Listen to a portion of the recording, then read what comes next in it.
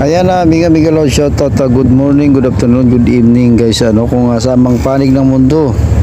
So, ngayong araw tayo ay reclamation. Wala kaming event, so reclamation tayo. So, isa sa napansin ko guys ay itong dambuhalang equipment na naman ng contractor ng China na patuloy sa pagbuhos ng buhangin. At may nakita akong tubo na hinahanda nila, nakalatag na, at sigurado yan ay ang dadaluyan ng buhangin papunta sa gitna, kasi sa gitna hindi na kayang abutin ng mga barko. So ang gagawin na lang nila ay padaanin sa tubo.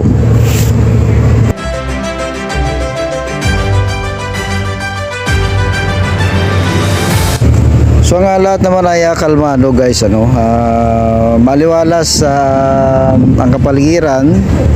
Sa kabila ng sabi ng Pag-asa ay may bagyo, pero mga bandang northern part na ng Luzon, mga Batanes.